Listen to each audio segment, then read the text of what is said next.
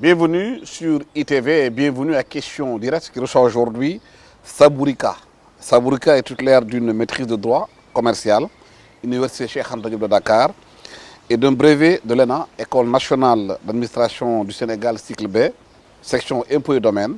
Il est juriste, contrôleur principal des impôts et domaines, analyste financier et formateur en bourse spécialisé de la BRVM. Merci, M. Sabourika, d'avoir accepté notre invitation. Vous sortez un livre qui s'appelle Éducation financière et investissement en bourse en Afrique. Mais vous avez découvert cet univers par pur hasard. De quelque part, à une maladie dont souffrait votre enfant, qui a initié une évacuation sanitaire au Maroc. Et là, au cours de vos pérégrinations, vous avez rencontré un livre qui vous a beaucoup marqué et ça aboutit à celui-là.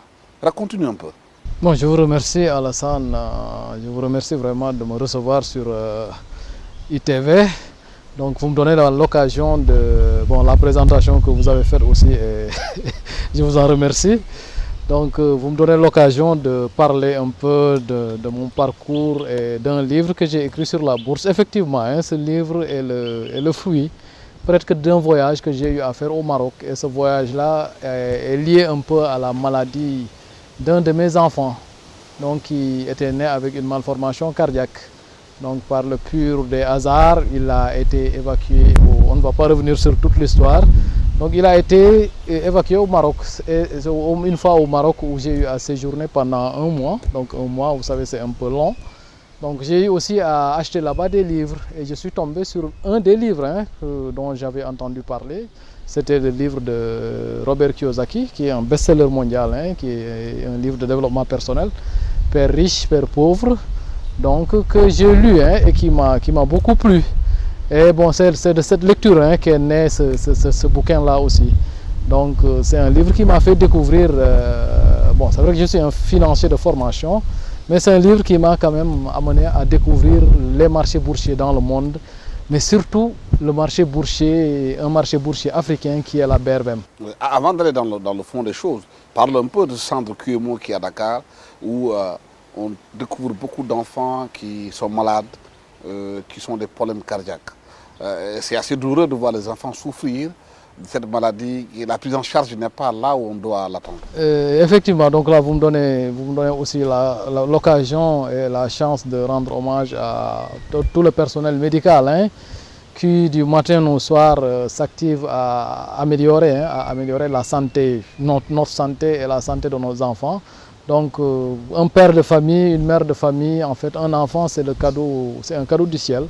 C'est la richesse la plus importante. Donc quand on a un enfant qui est malade, donc là, le plus grand souhait qu'on a, c'est de le voir recouvrir la santé. Bon, heureusement qu'il va mieux et je souhaite que tous les enfants et tous les malades se rétablissent, qu'ils puissent vaquer à leurs occupations. Mais c'est une maladie qui m'a permis de découvrir un centre aussi que beaucoup de Sénégalais ne connaissent pas, c'est le centre QMO. C'est un centre de prise en charge médicale des malformations cardiaques. C'est un centre qui est situé à l'hôpital de Fann. Je pense que tous les Sénégalais devraient faire un tour là-bas parce que moi, quand j'y suis allé, je me suis rendu compte que la malformation cardiaque au Sénégal, et plus tard même, j'ai appris même que dans la sous-région, au Mali, au Burkina Faso, et que cette malformation cardiaque, la prise en charge n'est pas encore bien prise en charge ici au Sénégal. C'est vrai qu'il y a quelques interventions qui sont faites, mais il y a énormément de listes d'attente. Le seul espoir que les enfants ou bien les parents de ces enfants qui sont souvent démunis ont, c'est de bénéficier d'une évacuation à l'étranger par le biais des ONG qui s'activent dans le mécénat cardiaque. Donc si vous avez la chance vraiment d'aller là-bas, vous allez découvrir vraiment qu'au Sénégal, il y a un centre qui s'occupe de ça. Maintenant, peut-être c'est un centre qui doit être capacité davantage pour que les malades qui souffrent de cette pathologie puissent être pris en charge ici au Sénégal. Pour moi, bon, si je n'avais pas fait le voyage au Maroc, peut-être que je ne serais pas tombé encore sur le livre de Robert Kiyosaki. Mais n'empêche, je pense que c'est une pathologie qui doit être normalement, correctement prise en charge ici au Sénégal. Et je pense que les autorités, tous ceux qui s'activent dans le domaine médical, c'est vrai qu'actuellement, tout le monde est absorbé par la Covid. Mais derrière, avant la Covid, il y avait ces maladies-là qui tuent déjà, hein, et puis qui handicapent même l'avenir des enfants, qui freinent un peu le développement des activités économiques des parents. Maintenant, c'est des maladies qui doivent être prises en charge correctement. Quitte à faire venir des équipes médicales, quitte à faire venir des médecins pour former les jeunes qui sont là. Là, vous quittez pour cause de cette maladie le Sénégal, vous allez au Maroc, vous rencontrez ce livre-là avec vos pérégrinations, comme je disais tantôt, et vous faites ce qu'on appelle l'éducation financière, apprendre à devenir riche grâce au marché financier. Exemple, la BRVM. Comment un Sénégalais qui veut devenir riche peut l'être grâce aux bourses? Comment? Donc vraiment, bon, c'est vrai que là, le livre, il parle de... Bon, c'est un livre qui parle d'éducation financière, hein, d'éducation financière de façon générale, mais qui parle spécifiquement aussi de l'investissement en bourse. Parce qu'aujourd'hui aussi, l'éducation financière est un peu liée à l'investissement en bourse, mais en dehors de la bourse aussi, l'éducation financière s'applique à toutes les activités de la vie. Donc c'est juste un processus, un moyen qui nous apprend à mieux comprendre les enjeux économiques, mieux comprendre les produits financiers, à analyser les risques de ces produits financiers pour en tirer le meilleur profit. Maintenant, c'est un livre qui m'a amené à découvrir la bourse, parce que moi, avant, je pense, quand on parle de bourse, et comme beaucoup de Sénégalais, hein, on réfléchit toujours à l'étranger. On croit qu'il n'y a pas de bourse ici en Afrique, ou bien les rares bourses que dont nous entendons parler ici, c'est la bourse du Nigeria, la bourse de l'Afrique du Sud. Mais je me suis rendu compte qu'effectivement, nous avions un marché boursier qui est là, qui est plein de potentiel, qui est la BRVM. Donc la lecture du livre m'a amené à faire le rapprochement entre les marchés boursiers, les marchés financiers à l'étranger, l'Euronext, le DAX, le Dow Jones, le TSE de Toronto et la bourse BRVM. Aujourd'hui, on a un marché boursier que je trouve qui n'est pas connu par les Sénégalais. Pourquoi? La preuve aujourd'hui, c'est parce que peut-être que l'information, il n'y a pas suffisamment d'informations sur le secteur. En plus de ça aussi, il y a aussi un problème de formation. Parce que ici, les gens manquent d'informations et de formation.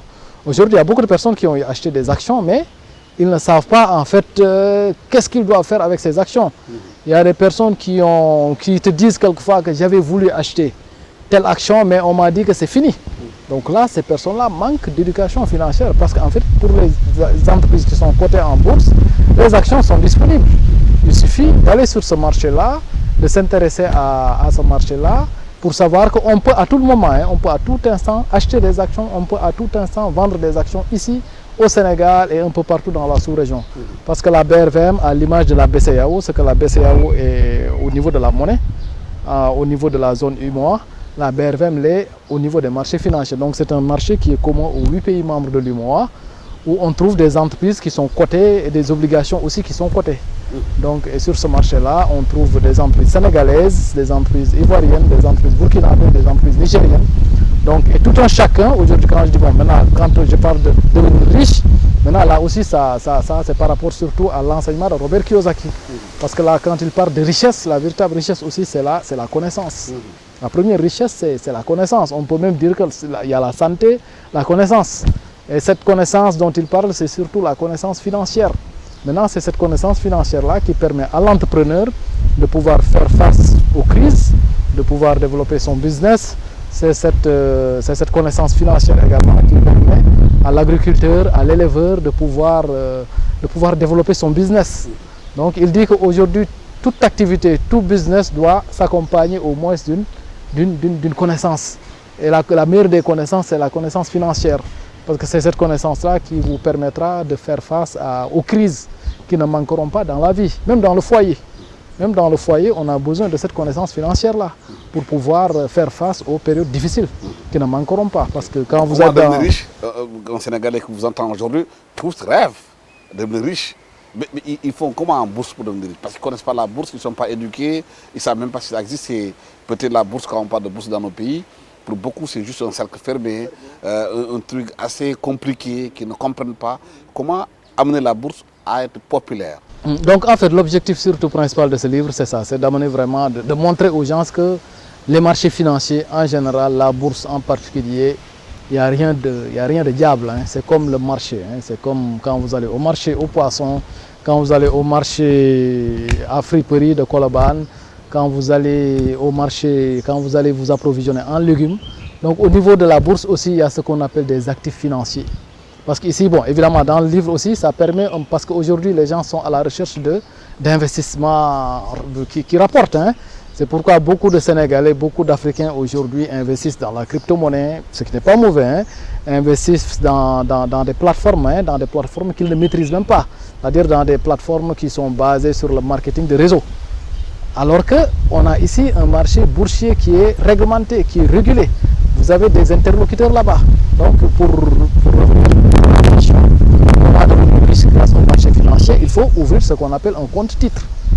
Maintenant, quand vous ouvrez le compte-titre aussi c'est comme un compte bancaire.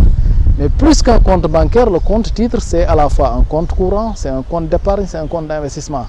Donc quand vous ouvrez à la limite un compte-titre, c'est comme si vous veniez de créer une entreprise. Parce que c'est ce compte-là qui vous permet d'accéder au marché financier directement, qui vous permet d'acheter des actions, d'acheter des obligations, d'acheter aussi d'autres types de produits financiers tels que les fonds communs de placement, les SICAV. Donc en fait, il faut pour investir en bourse, on peut investir effectivement en bourse ici en Afrique, grâce au marché de la BRFM, qui est un marché qui est commun aux 8 pays membres de l'UEMOA.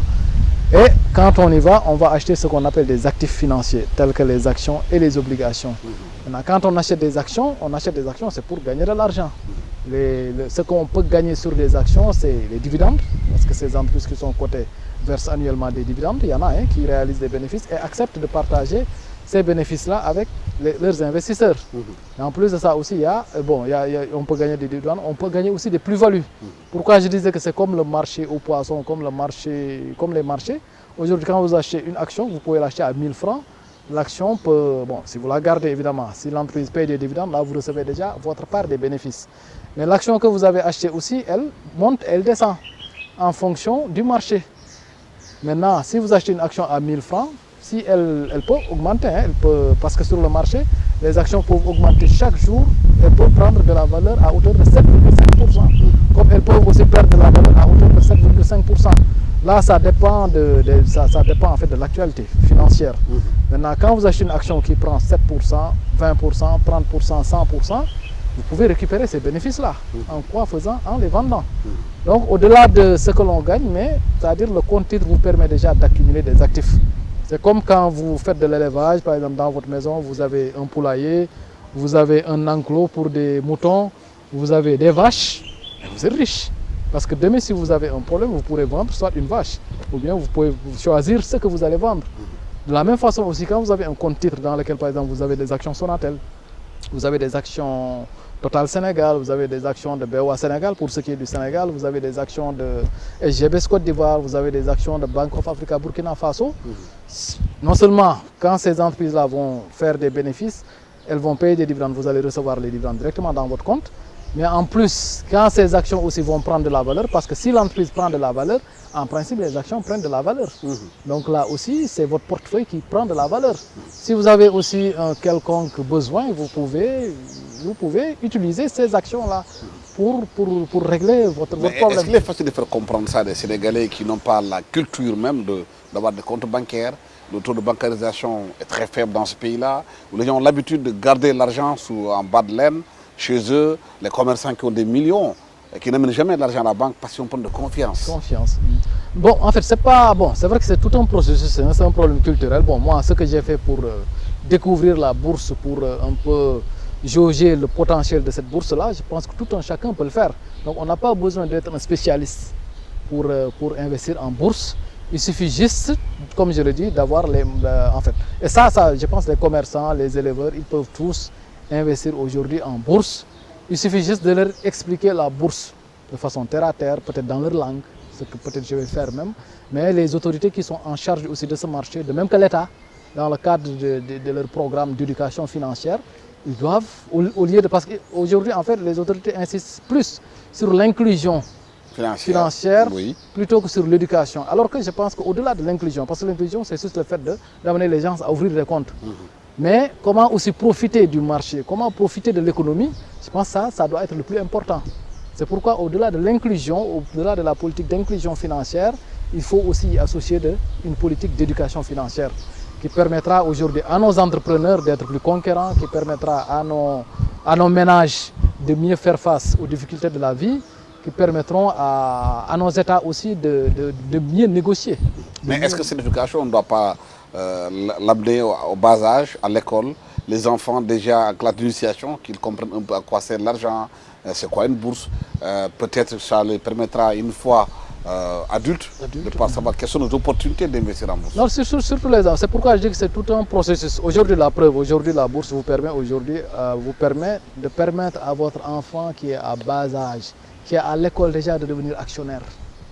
Ça, c'est extraordinaire. Comment, déjà. Bon, par exemple, quand vous pouvez lui ouvrir un compte titre, et il peut devenir actionnaire automatiquement. Donc cette personne-là, quand elle va grandir dans cet environnement-là, vous avez votre enfant comme aujourd'hui, parce qu'ici, tout ce qu'on a l'habitude de faire, c'est d'ouvrir des comptes d'épargne éducation, etc. Mais à côté de ces comptes d'épargne aussi, les enfants peuvent aujourd'hui accéder à la bourse.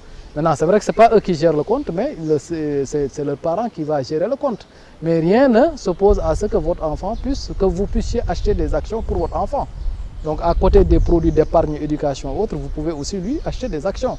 Comme ça, il saura déjà que même en allant à l'école, déjà qu'il commence il a déjà des actifs. Il va commencer à s'intéresser à ces actifs-là. Parce qu'aujourd'hui, quand vous avez dans votre portefeuille l'action d'une entreprise, mais vous allez vous intéresser à ce que fait cette entreprise-là. Et là, ça amène aussi un autre débat, c'est que aussi même nos États. Aujourd'hui, vous prenez l'État du Sénégal, a dans son portefeuille beaucoup de sociétés nationales qui peuvent être valorisées par l'introduction en bourse. La preuve, aujourd'hui, on a un champion, un champion national, le seul même, je dirais, champion national qu'on a, c'est la Sonatel, et qui est une entreprise sénégalaise. Pourquoi c'est un champion national et régional? Parce qu'aujourd'hui, la Sonatel, c'est une entreprise sénégalaise, aujourd'hui, qui a réussi quand même à percer un peu partout dans la sous-région. Elle est présente au Mali, elle est présente au Niger, elle est présente au Mali, elle est présente en Guinée-Bissau, en Guinée-Conakry, en Sierra Leone, et actuellement même, elle est en train de s'implanter au Bénin. Ça, qu'est-ce qui a permis à cette entreprise-là de le faire? C'est quelque part la privatisation qui a aidé cette entreprise-là à assainir sa gestion, à aller de l'avant, à se développer. La preuve, les autres entreprises nationales qui sont là, qui étaient au même niveau que la Sonatel, mais ces entreprises aujourd'hui, jusqu'à présent, à la limite, tout le monde déplore la situation dans laquelle se trouvent ces entreprises-là. Or, on voit que la bourse, par exemple, vous prenez la Sonatel, vous prenez aussi une entreprise comme CIECI Côte d'Ivoire, qui est l'équivalent de la Sénélec Côte d'Ivoire. Parce qu'aujourd'hui, ce qui est un peu choquant pour moi, c'est comment se fait-il que vous, Sénégalais, que vous puissiez devenir aujourd'hui actionnaire de CIECI Côte d'Ivoire, c'est-à-dire la Sénélec Côte d'Ivoire. Alors que vous êtes client de Sénélec, vous ne pouvez pas devenir actionnaire de la société Sénélec Sénégal. Donc la Sénélec sénégalaise devait être entre guillemets privatisée et permettre à la Sénélec d'aller dans en tout cas, la gestion, bourse. Oui, en tout cas, ce ne serait que bénéfice pour déjà la gestion de la Sénélec, mais aussi ce serait un bénéfice pour les consommateurs de la Sénélec. Ça permettrait aussi à l'entreprise Sénélec de copier un peu. C'est parce qu'aujourd'hui, cette entreprise-là ivoirienne, CI, aujourd'hui, elle vend, comme la Sonatel, elle vend de l'électricité au Mali, au Niger, un peu partout dans la sous-région. Donc elle est très développée. Aujourd'hui aussi, ça permettrait un peu aux usagers de la Sénélec de pouvoir s'imprégner davantage de ce qui s'y fait.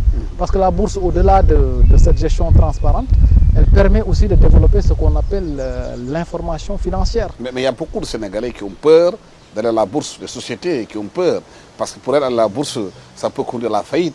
Les actions peuvent monter et descendre.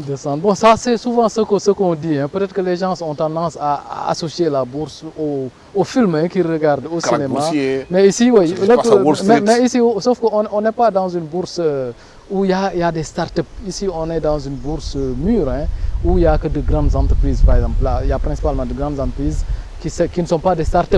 Donc ces actions-là, aujourd'hui, la preuve, malgré la crise de la Covid-19, Ces entreprises sont toujours là et une bonne partie de ces entreprises aujourd'hui a réalisé des bénéfices en 2021. Donc c'est des entreprises qui ont eu à distribuer des dividendes en 2020, c'est encore des entreprises qui vont distribuer des dividendes en 2021. Donc pour dire que ce n'est pas des entreprises qui disparaissent du jour au lendemain. Ça, on peut le trouver dans certains marchés boursiers à travers le monde. C'est lié surtout à la nature des entreprises. Par exemple, il y a des startups qui démarrent sans aucune histoire. Alors que les entreprises qui sont là, le groupe BEWA, tout le groupe BEWA, par exemple le groupe BEWA, ses filiales sont cotées, BEWA Sénégal, BEWA Niger, BEWA Burkina, BEWA Côte d'Ivoire. Donc ça, c'est de grands groupes, c'est des entreprises qui ne vont pas disparaître du jour au lendemain. Dans un contexte de Covid au Sénégal aujourd'hui, en quoi aujourd'hui la bourse pourrait accompagner les économies africaines, surtout sénégalaises? En fait, parce que les entreprises aujourd'hui qui sont en bourse, la plupart d'entre elles, elles bénéficient d'une certaine confiance, elles bénéficient d'une certaine légitimité. La preuve aujourd'hui, malgré la crise de la Covid, c'est-à-dire au niveau de la bourse en 2020, la Sonatel a eu à lever 100 milliards d'obligations. Je ne parle même pas mais c'est une entreprise qui a réussi à lever 100 milliards sur le marché sous-régional. Et aujourd'hui, ces obligations sont cotées. Et ces 100 milliards-là vont servir à quoi?